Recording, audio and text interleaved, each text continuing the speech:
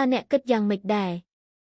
จมปูเปียเกนิยธาประปนเขมงประเดจ้ะนังมวยเตียประเดประปนเมียนอายุประหะประหายคณีเกธาประเดสลันประปนบานแต่ดำบงเตตาตรมโตรเตจุยเบาะสายខ្ញុំយល់ថាពាក្យដែលគេនិយាយទាំងនេះគឺជាទស្សនៈឬបទពិសោធន៍របស់មនុស្សមួយចំនួនប៉ុណ្ណោះមិនមែនជាច្បាប់ដែលត្រឹមត្រូវសម្រាប់គ្រប់គូស្នេហ៍ទេ1ប្រពន្ធក្មេងប្តីចាស់គេមានគូជាច្រើនរស់នៅមានសុភមង្គលយូរអង្វែងក៏មានគូខ្លះជួបបញ្ហាដោយសារភាពខុសគ្នានៃវ័យគំនិតឬគោលដៅជីវិត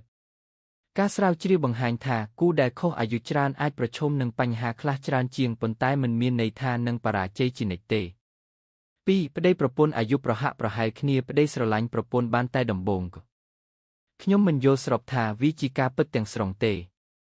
សេចក្តីស្រឡាញ់នៅដំណាក់កាលដំបូងតែងតែរំភើបជាងមុនបន្ទាប់មកវាប្រែទៅជាការយល់ចិត្តការគោរពនិងការទទួលខុសត្រូវប្រសិនបើប្តីប្រពន្ធចេះនិយាយគ្នាស្មោះត្រង់គោរពគ្នានិងថែរក្សាទំនាក់ទំនងសេចក្តីស្រឡាញ់អាចនៅបានយូរណាស់មិនថាអាយុស្មើគ្នាឬខុសគ្នាក៏ដោយសរុបមកអាយុមិនមែនជាកត្តាសំខាន់បំផុតទេអ្វីដែលសំខាន់ជាងគេគឺសេចក្តីស្មោះត្រង់ការគោរពគ្នាទៅវិញទៅមកការប្រាស្រ័យទាក់ទងល្អការទទួលខុសត្រូវនិងការជួយគ្នាក្នុងជីវិត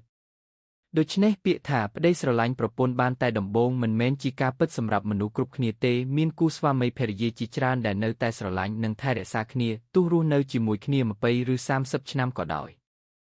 តើអ្នកគិតយ៉ាងម៉េចដែរចំពោះពាក្យគេនិយាយថាប្រពន្ធក្មេងប្តីចាស់និងមួយទៀតប្តីប្រពន្ធមានអាយុប្រហាក់ប្រហែលគ្នាគេថាប្តីស្រឡាញ់ប្រពន្ធបានតែដំបូងទេតើត្រឹមត្រូវទេជួយបកស្រាយខ្ញុំយល់ថាពាក្យដែលគេនិយាយទាំងនេះគឺជាទស្សនៈឬបទពិសោធន៍របស់មនុស្សមួយចំនួនប៉ុណ្ណោះមិនមែនជាច្បាប់ដែលត្រឹមត្រូវសម្រាប់គ្រប់គូស្នេហ៍ទេ1ប្រពន្ធក្មេងប្តីចាស់គេមានគូជាច្រើនរស់នៅមានសុភមង្គលយូរអង្វែងក៏មានគូខ្លះជួបបញ្ហាដោយសារភាពខុសគ្នានៃវ័យគំនិតឬគោលដៅជីវិតការស្រាវជ្រាវបង្ហាញថាគូដែលខុសអាយុច្រើនអាចប្រឈមនឹងបញ្ហាខ្លះច្រើនជាងប៉ុន្តែមិនមានន័យថានឹងបរាជ័យជានិច្ចទេ2ប្តីប្រពន្ធអាយុប្រហាក់ប្រហែលគ្នាប្តីស្រឡាញ់ប្រពន្ធបានតែដំបូងខ្ញុំមិនយល់ស្របថាវាជាការពិតទាំងស្រុងទេសេចក្តីស្រឡាញ់នៅដំណាក់កាលដំបូងតែងតែរំភើបជាងមុនបន្ទាប់មកវាប្រែទៅជាការយល់ចិត្តការគោរពនិងការទទួលខុសត្រូវ